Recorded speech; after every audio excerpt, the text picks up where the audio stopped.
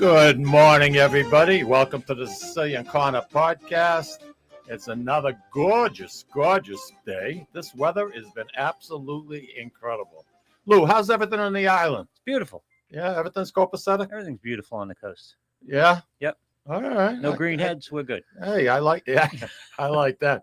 Look who I have sitting next to me. Who's this guy? This guy happens to be the owner of Costa Eagle Media. And, you know, every Friday, I walk by his office when I leave here. And I walk in, I knock, walk in. Pat, how are you? I just wanted to wish you a nice weekend. So today, I invited him to my office. So he's up here. And you see him more often than I do. Yeah, probably. Yeah, really. Because he's never in the same place for very long, that's for sure. Speaking of traveling, did I hear that Kevin's in Ireland? Kevin's in Ireland or Scotland? Yeah. Ireland. Yeah, he's in Ireland. Yeah. Pat, what does Kevin do for the station? He's our operations manager. He's responsible for a lot of everything that Costa Eagle does. He does takes care of all the traffic logs, making sure all the commercials and all the stations are on. Oh wow! He's our IT guy.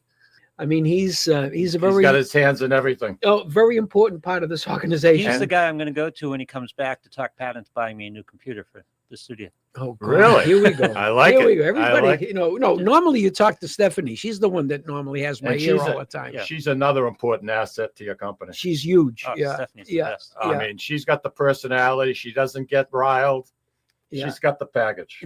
She's been here for a long time. Quite a while, yeah. Kevin too. And Kevin, they both have but nobody outshines Lou. Lou's been with me the longest. 105 years. Where did you guys rope up?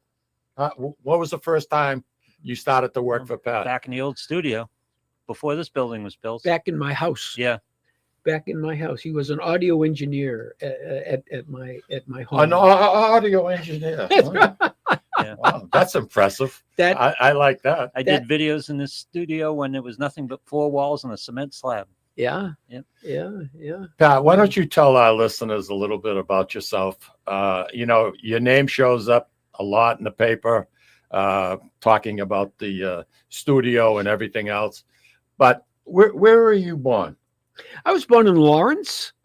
I lived. You said with a little bit of pride. No, I'm proud of being from Lawrence. I'm with you. There's nothing wrong with that. I lived on Brook Street. Oh. For the first 13 years of my life, before we moved to Methuen.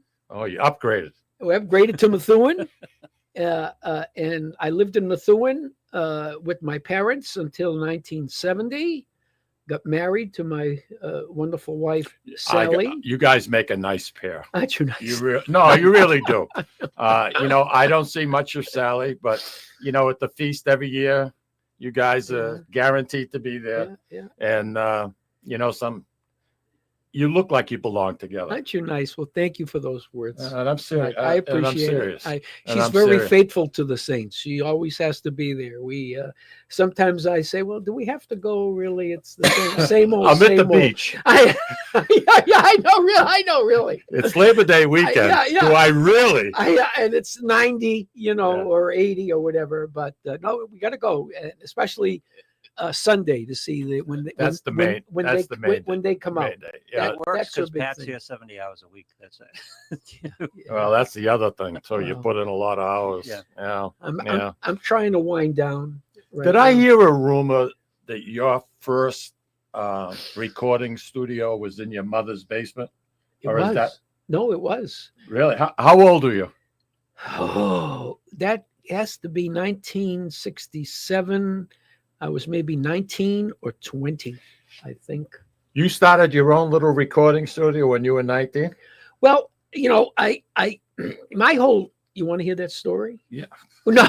Of course I do. Okay. What the hell do you think I asked you? When I first got into recording, I was with a band.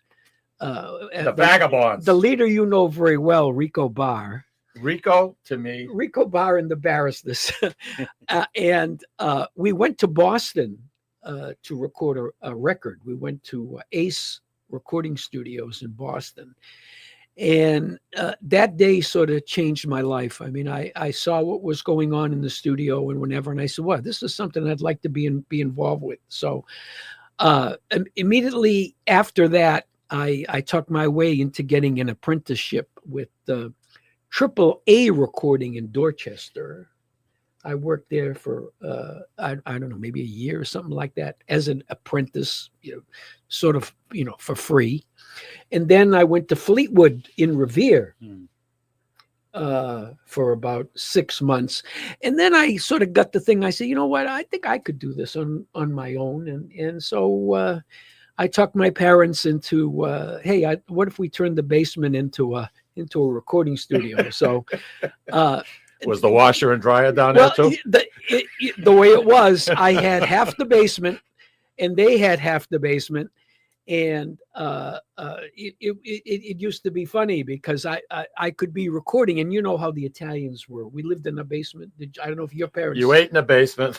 The basement was the upstairs was the sleep. Exactly. And your shoes came off. Or special occasions. Special, yeah, twice Christmas a year. you eat upstairs. But we ate downstairs. So there were a lot of times I'd be in a session and my mother would knock on the door and say, "Time to eat." And I'd say, "Mom, I'm doing a recording. I can't do that." Right. But anyway. But you really never had formal training though, huh? I mean, you didn't go to school for sound? Back then there weren't any. There wasn't any. You could go to college for electrical engineering and all that Everything stuff. But they had no recording courses back then. No. Now you can. Now they have recording schools and online courses and schools that Berkeley has a big recording program. Pat, have you ever been in the Berkeley? No, I never have. No. I did a show there, and the sound, all the walls are wood, Louis. Yeah. Oh yeah. And the sound, my aching head. You talk about history.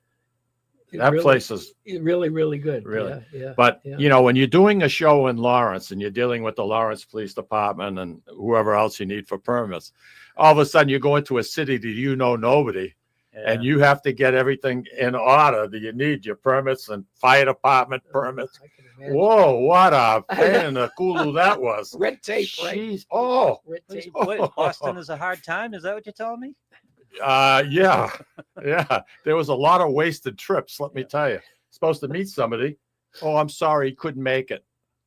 I just drove 35 miles to get here with agita for traffic. It's crazy. How did you, when you were recording at your mother's and you started your little band with Rico and... Well, it was his band. It wasn't my band. Okay. I was a member of his band. You played drums, right? We both. Yeah, I did play drums. Yes, okay. I did play drums. What did he do back then? Was he strictly vocal, or did he have an instrument that he played? No, he used to be the front man. He used to sing. Even then. Yeah, even then, he used to. That's when he started to venture out. Obviously, he used to be a very good drummer. I mean, his notoriety was being a drummer first, and then he put his group together, he went in front and became a front man, and he needed a drummer, and for some reason he liked me, so we got along. Go figure. The group's name was called the Vagabonds? No, Rico Ba and the Barristers. Where am I getting? I don't know where you get the Vagabonds. I don't know where you get that. It must be something that maybe you were a member of the Vagabonds. I don't know.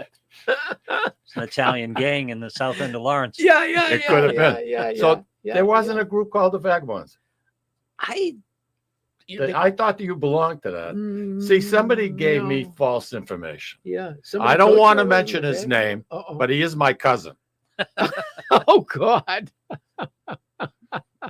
Cousin Ray. Thank you, Ray. No. He said I wasn't the Vagabonds? He said the name of the group was, he thought the name of the band was Vagabonds. I think there used to be a group. Now you're changing your story. Well, no, I was never in it, but as I remember it, I think in the 50s, there was a group called the Vagabonds. There was back then, yeah. But my year is the 60s. Yeah. Okay, all right. I was around in the 50s, but I wasn't rubbing it in, Mike. He's hitting me over the rubbing it in, yeah. Turning it counterclockwise. Oh my God. So It's an interesting story because there wasn't one particular reason that you decided to go into sound recording, owning radio stations. Oh no. I mean, my whole career, the only thing that's been throughout my whole career is music. Okay. You Because gotta love. I really love music, and when I started my career, I have three different areas. In my first area was I was a musician. I did that for many years. Then I transitioned into the recording studio, still with the music. And then I always had this thing about radio. I wanted to do something in radio, but Really? I never wanted to own a radio station. That was not the plan. The plan was to be on the air. The plan was to have fun. But I didn't have the voice. I didn't have, back then you needed the chops. You needed that big, deep, rich voice, like, oh God, name, who's the guy from Boston that used to have the Frank Sinatra show? Yeah. He had that voice. He did have it. Yeah. He had it. Right? He had it. Yeah, right. He used to do the Floramos commercial too. I can hear his voice. Louis, I don't have any video anymore, so I don't know. What happened? I don't know. I'm looking at a lighthouse, and I think it's on Plum Island, Move it. and it's sending a Morse code. Move your mouse. Help! Move your Move mouse. your mouse. Oh, there it is. Okay, Back. it's back. It's back. It's back. He got lucky. Yeah. He got lucky. Amen. Right. He got lucky. You were talking about the Dorchester area. Yeah. Well, that I worked at AAA in Dorchester, and that's where I learned not only recording, but they had a actual lathe, a record lathe, and I learned how to actually cut vinyl. You cut vinyl, really? I did. Okay. Back then, when you recorded, it wasn't like a regular plastic record. Mm-hmm. What it was a piece of aluminum in a disc that was coated Really? with vinyl, and you actually put it on this lathe, and you would actually drop this needle that would actually cut the grooves as it was going around, and while it's cutting, this thing had a vacuum connected to it because So it took all of the residue. the residue away from the disc. But I learned how to cut record. Matter of fact, in my parents' house, You did not. I actually had a lathe that I would cut records for people. And how old were you? 21 maybe by that time. 21, yeah. I wasn't married yet, so Interesting. I got married at 22. So I had to be between 20, 21. Wow. But that was that, and you should have saw my operation at my parents' house. I mean, it looked like talk about Mickey Mouse. I Yeah, mean, well. it was like egg crates and It's a this beautiful thing. lathe is It's a going. beautiful thing. And I had the Eureka vacuum connected Oh, to the thing. Eureka. Remember that? Remember but it worked. And I'm surprised I didn't have a career like yours because I was very interested in sound too. One of the very first things that I ever bought from my newspaper money, because I delivered papers for the Tribune. I started when I was 9, and it taught me a lot. It taught me a lot.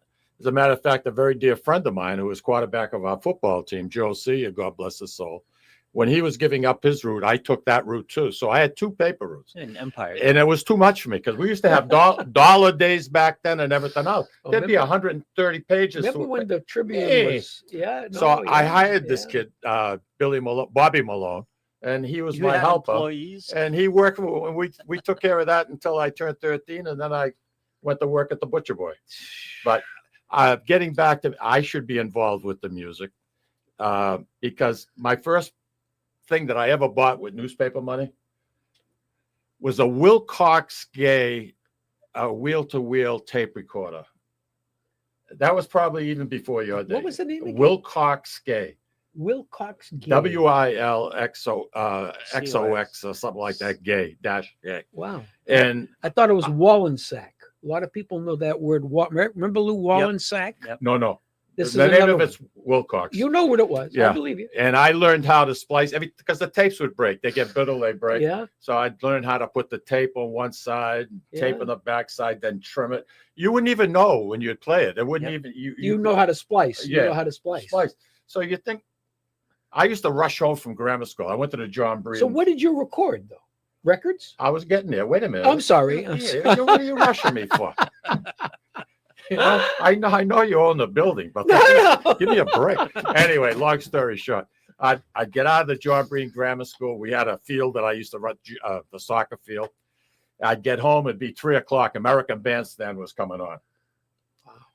And I had it all set up to my TV. And every time they went to play a song, I would press it. As soon as the song was over, I never bought a record. Never bought. I'd write down the song, the tape, what was on it, and everything. I had a system that was unbelievable. You were a bootlegger. Huh? You were a bootlegger. I wasn't bootlegging. Yeah. Bootlegging. That's not a nice thing to say. But how many said it summer with one. nights sitting out in that porch on Exeter Street, put one of those. You'd listen to reels and you'd listen to your music. Listen to the music, have a ball with it. It was a lot of fun. So you never went to Toontown or Record Lane? I knew Mario Fioli. Okay. Mario.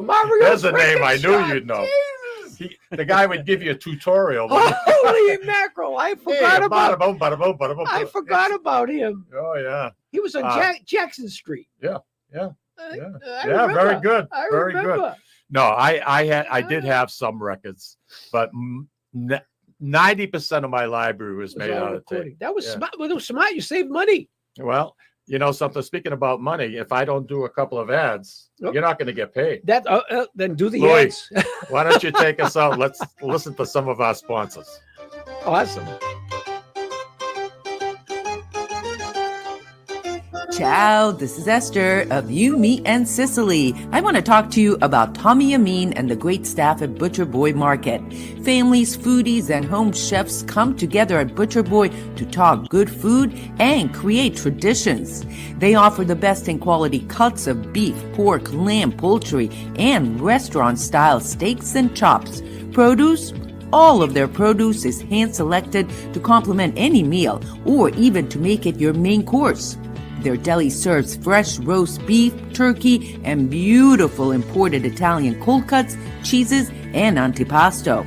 And don't forget the Butcher Boy Bakery, featuring sweet delectables from all over the state, as well as their very own bakery. That's Butcher Boy, where the secret to a great steak is, of course, the steak. Located at 1077 Osgood Street in North Andover, Massachusetts, in the Butcher Boy Plaza. Ciao! This is Tom Zappala. Located in the heart of downtown Haverhill, the Haverhill Beef Company is a full-service, old-fashioned butcher shop and meat market that continues to be a valued family tradition since 1952. Peter and Monica Carboni's Haverhill Beef offers individualized service from an outstanding selection of marinated sirloin tips, homemade sausage, marinated chicken, and thick, juicy Chairman Reserve steaks. Your family deserves the best, so call Peter at 978-374-4795 or visit their website at www.haverhillbeef.com. When you dine at Ristorante Melisse in Amesbury, Massachusetts, you feel at home while enjoying an authentic Italian dining experience not to be forgotten. From the appetizer to dessert, you won't regret your choice. Bring your cravings and appetites. They promise you won't leave hungry or without leftovers for the next day. Takeout and catering are also available. Give them a call or visit them online for the menu, online ordering, and reservations. RistoranteMelisse.com. That's RistoranteMolise.com or call 978-388-4844. Ristorante Melisse, where you're treated like family. Legacy Care Law Firm provides estate planning and elder law services to people in the greater Merrimack Valley and southern New Hampshire areas, with offices in North Andover and Woburn, Massachusetts, as well as Nashua and Salem, New Hampshire. Discussing family and financial matters with an attorney can be intimidating, but our goal is to help you prepare for the future as you preserve your legacy. We help clients qualify for government medical benefits and ensure their estates are preserved for their families so they don't need to worry about their estate being wiped out by high nursing home expenses. Legacy Care Law Firm attorneys are here to support your journey toward a more secure financial future. At Catadella Funeral Home, we reinvest in our business to provide your family with the best facilities. It begins with a beautifully landscaped exterior, parking for 250 vehicles, and a comfortable and inviting access to our renovated interior. Funerals can be costly, so you should review and compare plans to make sure you receive services that are fairly priced. I invite you to experience the Catadella difference in cost, facility, and service. Catadella's honoring and celebrating the lives of the people we loved, providing exceptional care since 1929. Italian artisan cuisine combines simple, fresh ingredients with time-honored preparation to create an incredible culinary experience. At Tuscan Kitchen, located in Salem's historic Depot District, talented chefs prepare everything in-house from scratch for all to see. Guests enjoy their meal literally in our kitchen as food is prepared right in front of you. Wood ovens burn from morning till night, roasting vegetables, baking bread, and firing delightful thin-crust pizzas. Prime steaks are seared on a wood grill. A rotisserie slowly roasts marinated whole chickens and lamb, while a pasta maker creates fresh fettuccine. More than just artisan cuisine, Tuscan Kitchen features the wine bar, live entertainment, weekly wine tastings, and elegant private dining and event space. Call 603-952-4875 or visit TuscanKitchen.com to make a reservation and learn more about the culinary adventure that awaits. In Italy, cooking is an art form. Tuscan Kitchen. Experience artisan Italian. Orthopedics Northeast and Essex Orthopedics have joined forces as Mobility Bone and Joint Institute to bring improved access and outstanding medical care. While our name has changed, our dedication to exceptional care remains the same as it has for the past 30 years. Same location, 16 Pelham Road, Salem, New Hampshire. This is Cindy. And Mike Kunstler, owners and operators of Four Oaks Country Club and Grazie Italian Restaurant in Drake, Massachusetts. Grazie Italian Restaurant is the hidden gem of the Merrimack Valley. Why is that? We have an incredible chef, Oscar Figueroa. In the words of local famous chef and restaurant owner Lydia Shire, Oscar thrives on hard work. He is capable and gifted. No one makes better food. Scallops seared to perfection. House-made ravioli with farm-fresh local corn. And buttery tender lazy man's lobster, just to name a few. You have to come experience Grazie Italian Restaurant for yourself. Grazie Italian Restaurant, located at Four Oaks Country Club, 80 Meadow Creek Drive in Drake, Massachusetts. Hope to see you soon. Hope to see you soon. Yeah, that's very nice. You should try that. They do a nice job. In the good weather, you sit outside. You can actually see the Prudential. You're up so high at the golf course. Yeah, they're at the Four Oaks Golf Course Country Club. Mike and Cindy do a great, great job. One of our writers that are listening to the show wrote to us, joined the chat, said there was a group called the Vagabonds, and I think we confirmed that before. And somebody else is saying good morning. They're not giving their names. I don't know why, but that's okay. Hey, listen, just one more thing about growing up. Your parents had a cottage, a home up at Salisbury Beach, right? Yes. Yeah. I want you to tell our listening audience what the name of that particular house was. You know, you must know, right? For me to say that. Why, you forgot? Oh, how could I? I spent the first 21 summers of my life up there. How would I? That was cool. It was called the Catania Cottage. Ooh. I love it. I love it. The Catania Cottage. Yeah, that's a little tidbit that Ray gave me too. Wow, he was right on that one. No, he was. He was right on the money. Yeah, no, he was right on. Right on. Yeah. Even I learned something today. There you go. And you guys have been together, for God's sakes. You guys have been married for I don't know how many years. I used to spend every summer up there, and then when I was a musician back then, we used to have a concert on the porch on like a Saturday or Sunday afternoon. Yeah. we'd bring the group up and we'd play. And I was fortunate because it was right on the waterfront. We're right on Atlantic Avenue. It was right on Atlantic Avenue. So it was my grandfather, God bless him. Yep. It was his place. Now, did Ray's mother and father rent from you? I believe so. I mean, That's what I'm here for. I don't know that. I'm taking you back. I should do one of these shows on TV, for God's sake. I know. Do you remember do you when? remember- yeah, do you yeah. remember Yeah, when? right, exactly. This is your life, right? This is your life, yeah. But I'm pretty sure Yeah, that they were there. But my parents and my grandfather, they always used to have the same people come back every year. It was a family. Yeah. Back then everybody Yeah. would be coming same weeks, and they'd rent the same apartments. And we had 5 apartments, and we used to live in the basement. Where else? Right? It was good. It was good in the summertime because it was cooler. It was cool. Exactly. You're right. But we lived in the basement, and I have a lot of fond memories of being at that house. It was a fun time. Your dealings with a great musical group. That was the New Kids on the Block. Where did they fit into your life? Where did you come across them? Well, I had the recording studio when I originally built this building back in '85. Oh, I didn't know you built this. I built this. Oh yeah, Oh. yeah. I used to live down the street in Messina Avenue, and I wanted my own facility. It came to the point I says I want to get out of the house thing. I wanted to have a building and stuff, and this became available. This property became available, and I was fortunate enough to put all that together. So we built this in '85, and then in I think it was late '87 or early '88, a friend of mine who was a record promoter told me that there was a group that was looking to record their first album. And Unbelievable.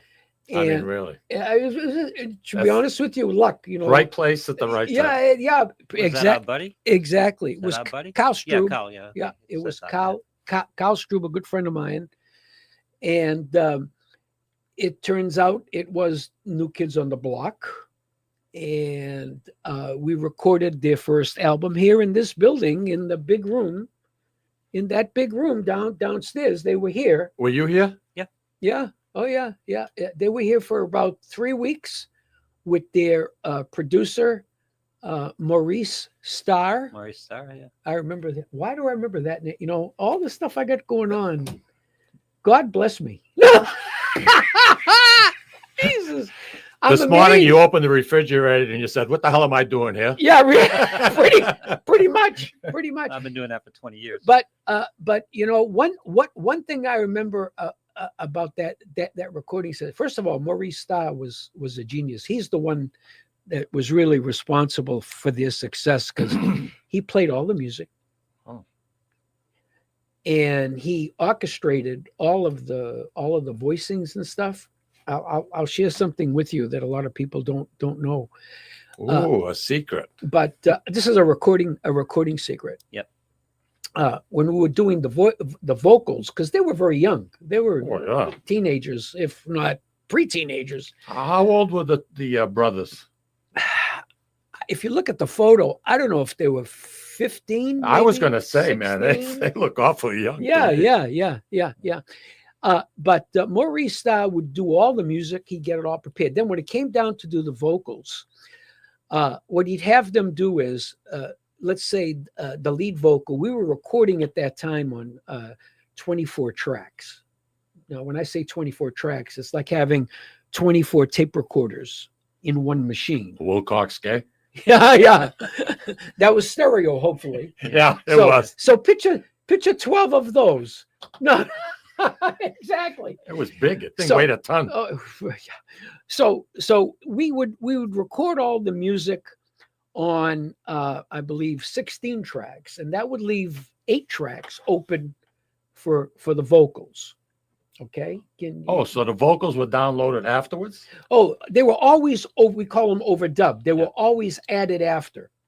Back then in the 80s, you very seldom did record everything together. Oh, okay. It was always in piecemeal. So the music was done first, then you add the voices. So anyway, when we would do the vocals, the lead vocal, Maurice Starr would have the lead singer sing a specific line once, and he'd have me put it on one track. And then he said, okay, let's go to another track. And he'd have him sing it again. Same line, twice. Then he said, let's go to a third track. He'd have him sing the same line again. Anyway, He'd be there for 12 hours. We were there. We were there for. This was a process. No. This takes time like you wouldn't believe. I don't have the patience nowadays than I had back then. Who does? Trust me. So the funny part is, so we'd have, let's say, 6 tracks of this lead vocal. When we would go to mix it, put it together, he would select which track and which line to use. Wow. So you could have the first line would be track 1, the second line could be track 4. Unbelievable. The third Wow. could be the third line could be track 6, and you'd piece it together that way. I mean, we'd spend hours doing that. Oh, I bet. But it was a learning curve. But Well, anyway, you bounced the track at that point. I'm sorry. Once you had the lead like that, did you bounce the track? We bounced them to a final track. Yeah. Yeah. And then the whole thing, then we'd concentrate more on once the vocals were Open done. up tracks for the Right. background vocals, Then we worry about the music. We Yeah. do blend the music around that finished track. Exactly. From that humble beginning, you've got a group now that have sold 80 million records, 17 albums. From that kind of a start, I mean, talk about friends that grew up together here in Massachusetts and just went on and on and on. I saw them about maybe 8 years ago. They were playing at, I think it was at Foxwoods. You went to a New Kids in the Block concert? They come out, they did a nice job. The walkers got in the way, What but did you get? You get it free? What happened? That's it. But talk about a career for all of them. Oh yeah, no, but I'm proud to say if you interesting. If you Not only look at- that, it drove a genre of music. Yeah, no, exactly. Yeah, it created basically a genre of music. But if you Or Google recreated. New Kids on the Block and Pat Costa, it comes up that I helped engineer their first album. I engineered their first album. So, and I got a platinum record in my office. You saw the platinum record. I in did. my office. Yeah. That's another thing, folks. When I walk into Pat's office, there's probably about 24 things hanging on his wall. And I love looking at it because it's like history. Yeah. And I know what you're talking about. Most of those Plus, awards- I love the old radios. Yeah, I'm into You got the old radios down there. Yeah, It's pretty yeah. it's pretty neat. Yeah. The one person, every time I walk into his office, it reminds me of Pam Donnarumma from the Post-Gazette. I imagine. Yeah. Her office is history on the wall. She hasn't got 6 inches of wall space. All Every memorabilia, politician that awards. comes to the city of Boston goes to her. They take pictures, and the Post-Gazette's been around for 127 years. Wow. Her granddad, James, started it, and then their father, Caesar, took it over, and then their mother, and now Pam. And the history is unbelievable. Oh. Jimmy Sambataro is saying hello to everybody. Jim used to terrific somebody to have next to me when we were doing the shows in the Common. No matter what I asked him, he was right there. Don't worry about it. I'll take care of it. Don't worry about it. I'll take care of it. He drove the limo. He did everything. Oh, I mean, gosh. there wasn't one thing that he did. I see. Hi, Bob is showing up. My girlfriend's name is Barbara, so Okay. I think that's in That's reference her. to that. Yeah. And Good. those shows that we did in the Common, Pat, it was such a learning lesson for me because I knew nothing about sound, and I found out the hard way. Tommy was good. Tommy Zappala, my partner, he taught me an awful lot. And we worked together for a few years, and he went on to something else. And I just love doing it, man. I'll tell you, They an were- outdoor show. But Those were great. I have more respect for an outdoor show Those were great. now because of that. It's unbelievable. Yeah. You know, when you're having 10, 12,000 people there on a beautiful Friday night. Yeah. And as far as you can see back, it's human bodies. The best one I remember that you did was Frankie Valley. Frankie Valley did an outstanding. That was- and that the Four was Seasons, you know, unbelievable. they're terrific in their own. They're playing at the Palace Theater right now up in Manchester. Yeah. And the harmony. Yeah. It's remarkable. But I'm talking about the sound alone. When you go back so far back, how you have to delay it. Oh yeah, it goes back. Live sound is a whole nother ballgame. Let me tell you, I used to be in Yeah. real quick story before we go to break. Live sound. I Live had- sound I- is a great art I- form. It's just, I- I love doing live sound. It's just fun. Really? Yeah. Well, we did a show for Wayne Newton, and we did it at Sal Lepoli's spot. You weren't there. No. Sal Lepoli, it was a fundraiser. We did it, and Sal gave us the parking lot. Well, geez, you got a brick building behind you. You got a brick building on both sides and a brick God, building in front. talk about So I bounce. go to do sound check, right? Right. Man, the sound is bouncing off the freaking. Yeah, bounce. That's what you. Man. All hard surface. I went to my sound guy, ATS. I says, should I be getting nervous? Don't worry about a thing. Okay. They got to cover. And when we went to do the show, everything was perfect. Fine. Pat, I've got one more break. And I'll tell you, our commercial breaks, if they don't make you hungry, Oh, I say don't- this every week. I'm ready for lunch now. We'll be right back, everybody. That's great.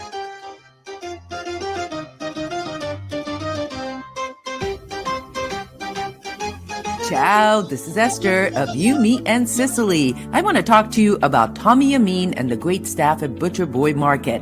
Families, foodies, and home chefs come together at Butcher Boy to talk good food and create traditions. They offer the best in quality cuts of beef, pork, lamb, poultry, and restaurant-style steaks and chops. Produce? All of their produce is hand-selected to complement any meal or even to make it your main course.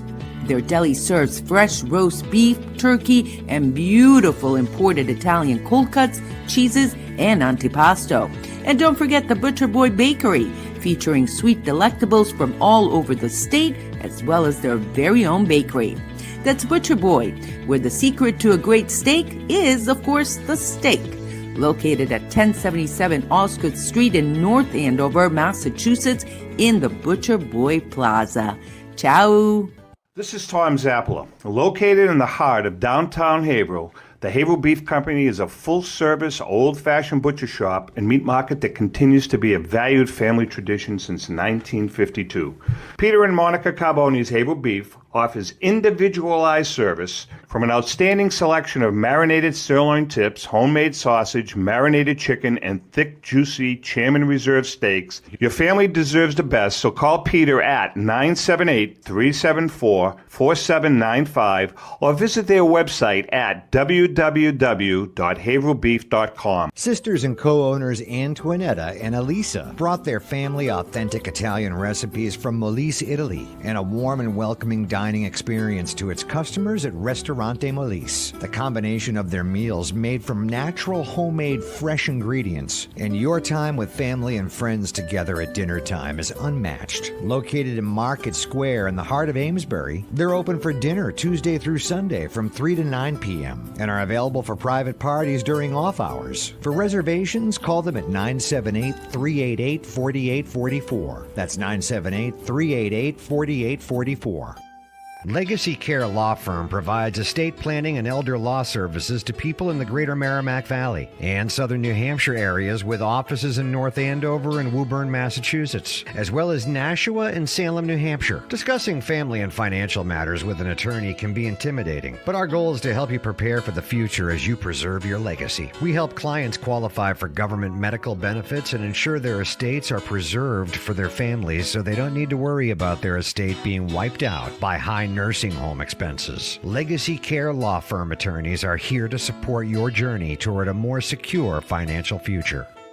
At Catadella Funeral Home, we reinvest in our business to provide your family with the best facilities. It begins with a beautifully landscaped exterior, parking for 250 vehicles, and a comfortable and inviting access to our renovated interior. Funerals can be costly, so you should review and compare plans to make sure you receive services that are fairly priced. I invite you to experience the Catadella difference in cost, facility, and service. Catadella's honoring and celebrating the lives of the people we loved, providing exceptional care since 1929. Italian artisan cuisine combines simple, fresh ingredients with time-honored preparation to create an incredible culinary experience. At Tuscan Kitchen, located in Salem's historic Depot District, talented chefs prepare everything in-house from scratch for all to see. Guests enjoy their meal literally in our kitchen as food is prepared right in front of you. Wood ovens burn from morning till night, roasting vegetables, baking bread, and firing delightful thin-crust pizzas. Prime steaks are seared on a wood grill. A rotisserie slowly roasts marinated whole chickens and lamb, while a pasta maker creates fresh fettuccine. More than just artisan cuisine, Tuscan Kitchen features the wine bar, live entertainment, weekly wine tastings, and elegant private dining and event space. Call 603-952-4875 or visit TuscanKitchen.com to make a reservation and learn more about the culinary adventure that awaits. In Italy, cooking is an art form. Tuscan Kitchen. Experience artisan Italian. Orthopedics Northeast and Essex Orthopedics have joined forces as Mobility Bone and Joint Institute to bring improved access and outstanding medical care. While our name has changed, our dedication to exceptional care remains the same as it has for the past 30 years. Same location, 16 Pelham Road, Salem, New Hampshire. This is Cindy, And Mike Kunstler. owners and operators of Four Oaks Country Club and Grazie Italian Restaurant in Drake, Massachusetts. Grazie Italian Restaurant is the hidden gem of the Merrimack Valley. Why is that? We have an incredible chef, Oscar Figueroa. In the words of local famous chef and restaurant owner Lydia Shire, Oscar thrives on hard work. he is capable and gifted. No one makes better food. Scallops, seared to perfection. House-made ravioli with farm-fresh local corn. And buttery, tender, lazy man's lobster, just to name a few. You have to come experience Grazie Italian Restaurant for yourself. Grazie Italian Restaurant, located at Four Oaks Country Club, 80 Meadow Creek Drive in Drake, Massachusetts. Hope to see you soon. And we are back, and a special, and I say special with a capital S, a special guest that I've wanted to do a show like this for a long, long time is Pat Costa. And Pat owns the building we're in. And how many stations do you have? I think 5. 5? And none more important. None, I say. You can't come up with a number right at this point. Yeah, really. None. Look at you like Oh, the moose. I can say more than I like the moose. that's our new baby. That's your new baby, and That's it's our up new in the baby. Lakes region. Yeah. And for those who are watching us up there, Yeah. welcome on board the Sicilian Corner. Pat, I believe I we have to have laugh that I have to ask this question. But is Big 103 still around? Streaming?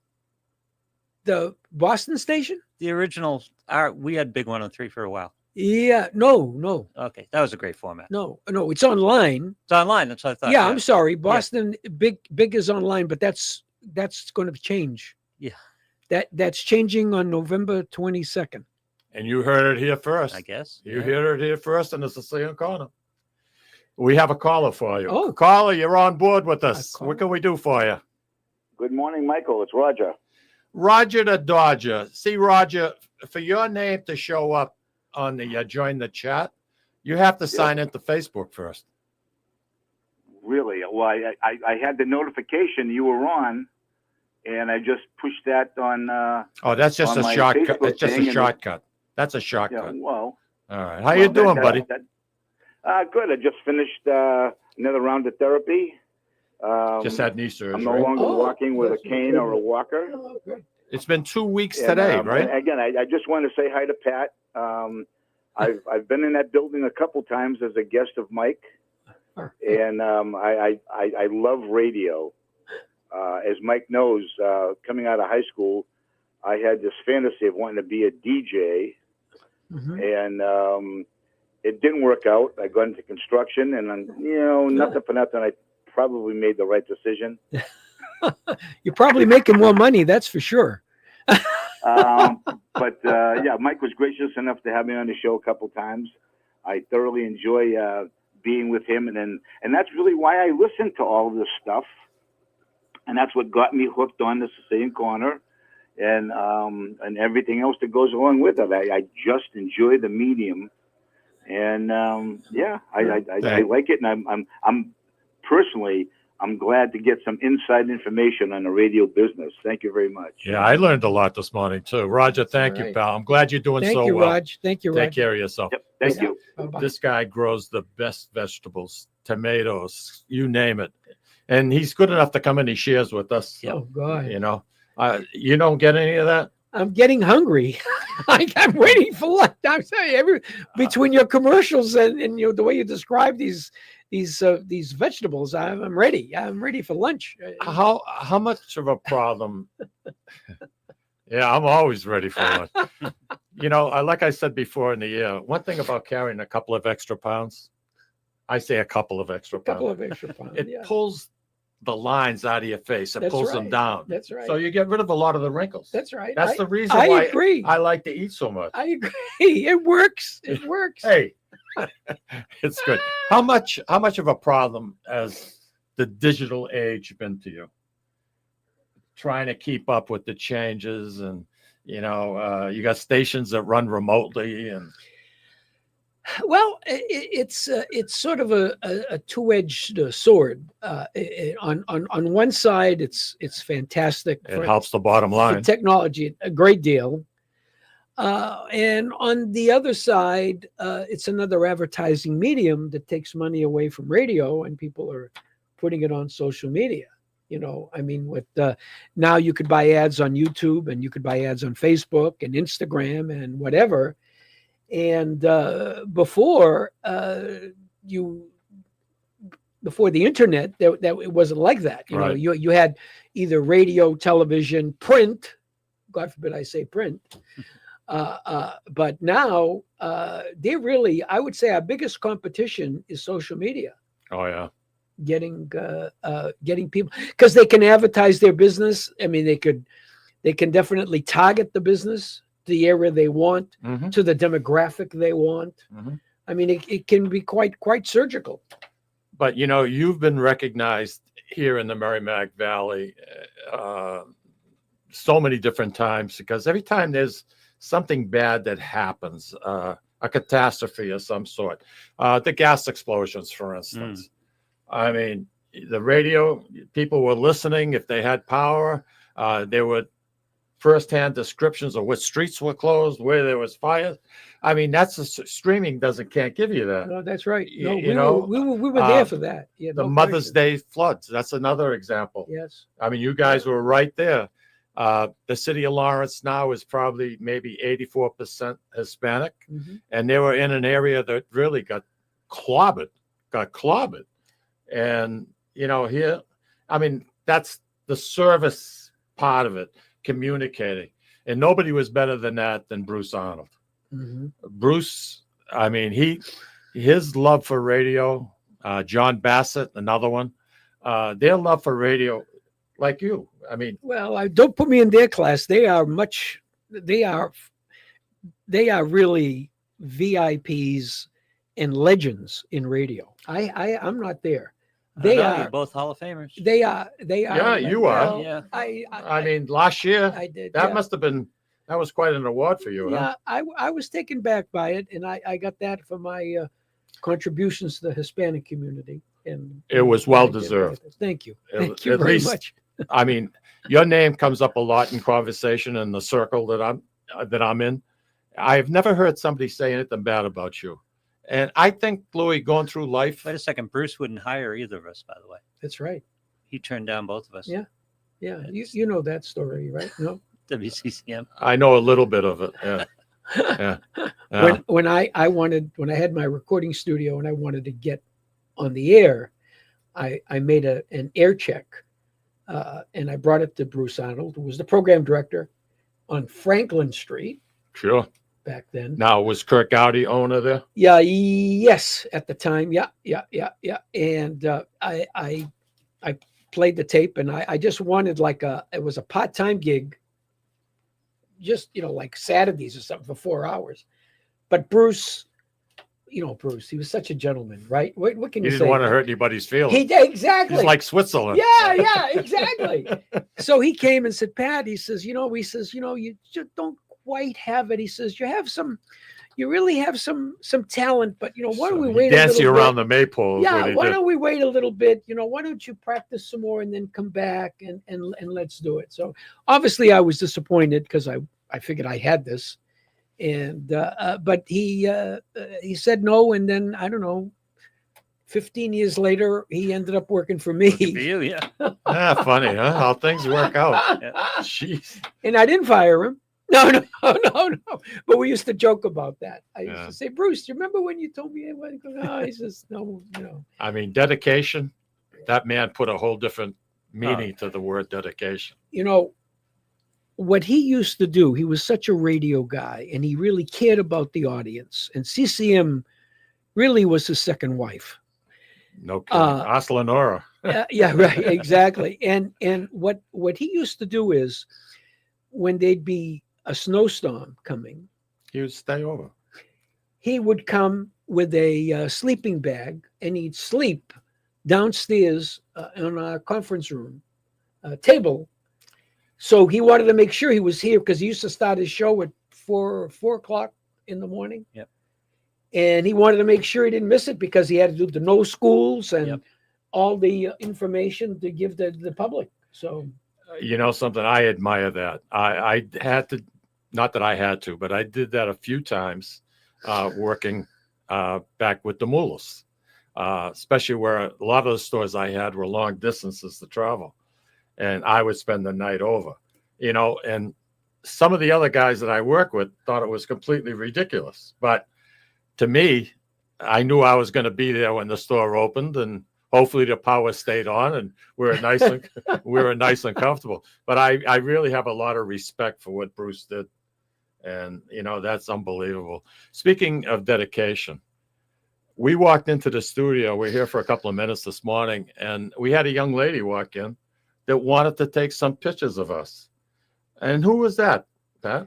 Dahlia Diaz, my good friend Dahlia, and your good friend. She's a peach. She's a peach. I haven't seen her in a while. A very interesting story behind her life, how she left Cuba, came to the United States. And her and Alberto, every single year at the feast, they would be there every single day at night, taking pictures and recording, and Rumbo newspaper at that time. I mean, the write-ups, we used to get like 2 big, huge pictures in the paper, 2 pages, and it was all about the feast. And that was just fantastic. They used to support quite a bit. They supported the feast quite a bit. I remember seeing that. Yeah. Oh, no. And they supported the city. I mean, they really they did a lot for Lawrence, something too. she tried. I wish she would have ran for political office. I don't think she ever did she? Not that I'm aware of. I don't think so. She didn't care. Yeah. She said it the way it was. Yep. And when someone is honest like that, I wish we had more of it. Frankly, I don't want to get more effective talking about it and writing about it and doing a show about it. We did a show together for a couple of years. Yeah. Frankly, sometimes it's more effective than being in political office. And she was one of those people.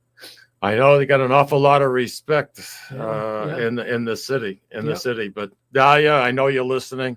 Thank you very much. It was a pleasure seeing you again this morning. And Alberto is doing good. And I think now they're in digital, right? They're all. I believe so. Yeah, I believe it's digital now. It's getting harder and harder now for print. It's because by the time, you see it, you get your news and it's 2 days old. And I mean, the internet, everything's instantaneous now. But 15 years ago, I thought radio was going to be something that was going to pass us by. To be honest with you, the way things were going. Yeah. But I remember back, I think it was 23. Ford was just announcing their lineup for that year, and they announced that they were going to eliminate the car radio. Yeah, I didn't hear that one. The people went bananas. They went bananas. They were going to go strictly. You're going to have it so you could listen to like XM. Yeah, just stuff. satellite. Yeah, and people raised such hell. The radio stayed in.